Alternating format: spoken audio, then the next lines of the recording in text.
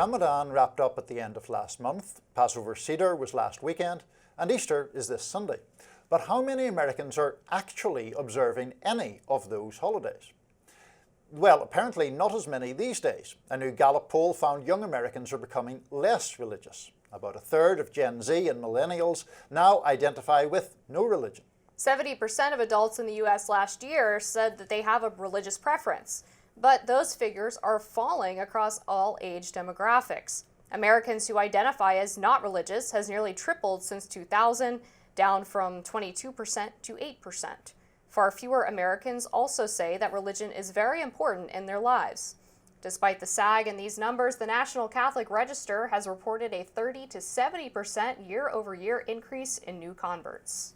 So, Amber, over the time that you and I have been doing this, it's becoming almost customary now for us to have a sort of broader discussion to end things off, which I always enjoy. I think, you would consider yourself a religious person, I think. Yes, I'm a confirmed Catholic. You're confirmed. I am a confirmed agnostic, I think, or someone who has very little tolerance for or love for organized religion, although I have some level of spiritual sense.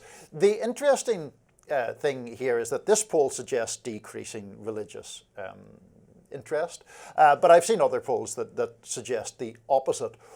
As someone who is a confirmed Catholic, where do you think we are in terms of the sort of zeitgeist right now as far as interest and affinity with religion? Yeah, so I found this to be a really interesting trend because I think it probably is the case that people are becoming less religious over time. I think those polls are probably accurate. But we have seen that the people who are interested in religion are interested in a more traditional style of religion. The New York Times did a big profile on the Gen Z and young millennials who are going to traditional Latin Mass, which is in some parishes and in some areas of the country has been almost done away with, but there are some exceptions for certain parishes that have been practicing TLMs for a while. And those young people are basically looking for something that is sort of counter to where culture and society is at in the United States. And they feel like the only place that they can find that is in a traditional church. You also see this with sort of evangelicals over people joining maybe Lutheran or Methodist denominations of Christianity. And so I find that really fascinating. It's sort of almost... It seems like a conflict that you have declining religiosity overall, but then the people who are still interested really want and crave something that goes back to prior to, when churches all had like pride flags out in front of them. Sure. They want something that really is separate and not affected by the cultural moment. Well, and I wonder, is that kind of the heart of that point? Because I get that culture in general is, I think, moving, not in some sort of officially secular way, but is just becoming ever more accelerated. I sometimes think it is becoming a bit more materialistic or about instant gratification and all of that. And those values are things that typically are contrary to those of religion. But I wonder, does that make for people who are religious, an even greater hunger for something that is very set apart from that zeitgeist and very, formalized in terms of taking refuge from some of those modern values? Yeah, I think that's right. And if you talk to people who are part of this movement towards more traditional Christianity, they'll often reference things like what they view as the subjective nature of beauty in modern society, where it's the embrace of brutalist buildings or the use of obese people on fashion magazines. They feel like that's very contrary to what they see as an objective view of beauty that is advanced by traditional churches. Or they'll talk about things like the proliferation of the transgender movement. And they really want a place that is sort of a safe haven from that kind of commentary. And they see that in a traditional Catholic church or in other Christian denominations like Orthodox churches that really have been very consistent over the past hundreds, in the Catholic Church's case, 2,000 years.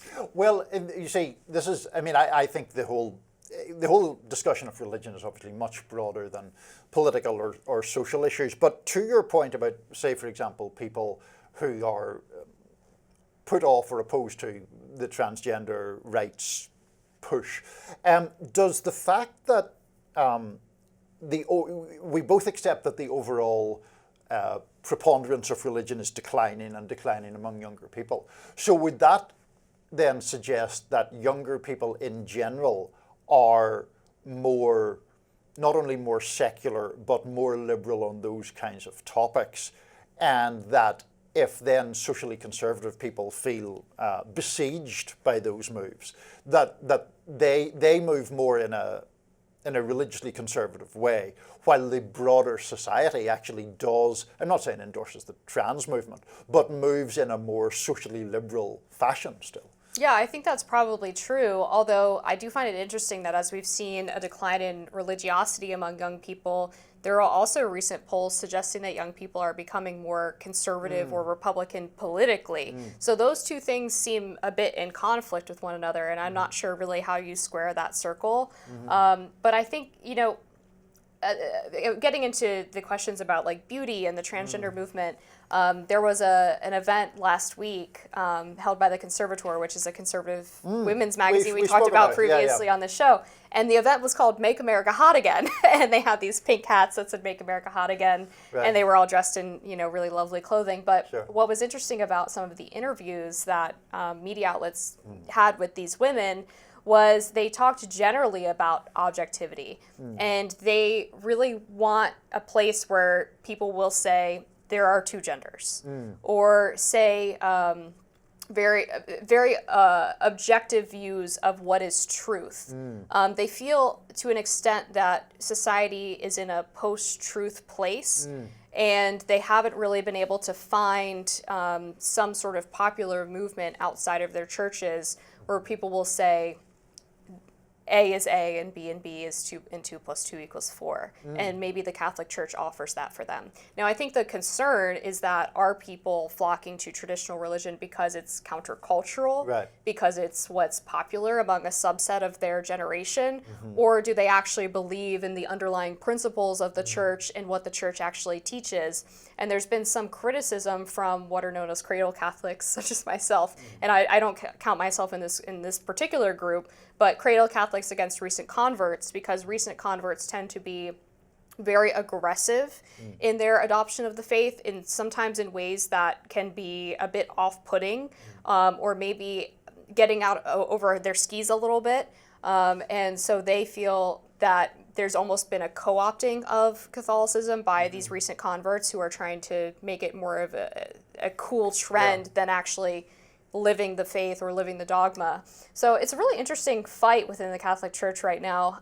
For me, I'm like, come on in, we're happy to have you. And maybe it starts as a countercultural thing, but then as you learn more of the faith, you start to actually get that broader acceptance of the church's teachings. Yeah, possibly. I mean, we could talk about this for a long time. I mean, I think one of the reasons that people who are non-religious, like me, are sometimes very skeptical of the influence of organized religion on politics is because of the propensity to say that certain things that we think of as political beliefs are right or wrong because God says so, right? And so that, I think, does concern people, even though there are the protections of divisions of church and state and so forth, that positions that one arrives at because you're essentially saying it's divinely inspired often can't be argued against, because they're articles of faith literally sometimes.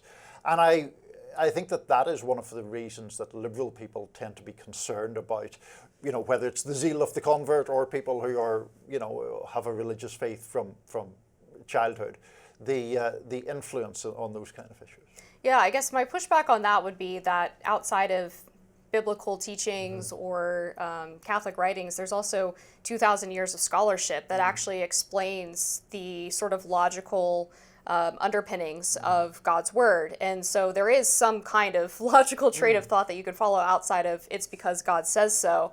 But I also think on that point specifically, it gets into an interesting territory where how is a religious justification for a policy position less valid than a non-religious justification for a policy position? We all get our moral beliefs from somewhere, right? Some people get their moral beliefs from Christianity, some from Islam, some from Judaism, and some get them from a place that is separate from religion. But I don't think that we should be saying that one is less valid than the other.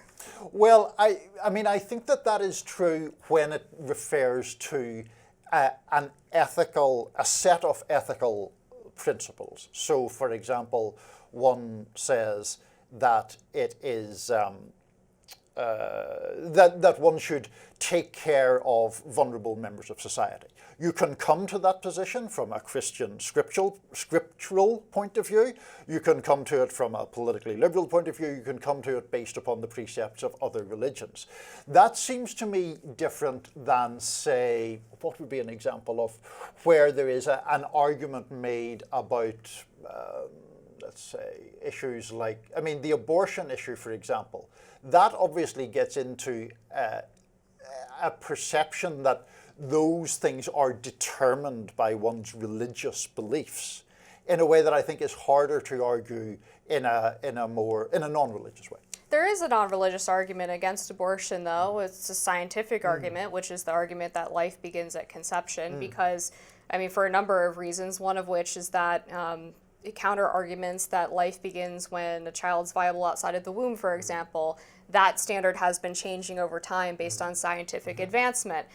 There's people who believe that the right to life is enshrined in the Constitution, and therefore an unborn child deserves that protection as well. So I do think that there are non-religious arguments for abortion. I've actually met a lot of really interesting people who consider themselves atheists but are pro-life. Right. So I don't really view that one as a great example of your point, but sure. Yeah. Okay. That's where I'm at on that. Fair enough. Yeah. Well, we had much more to talk about, but that does it for us today on Rising. Be sure to like, share, and subscribe so you never miss any content. And for those of you who like to listen while on the go, we are now available anywhere you listen to podcasts.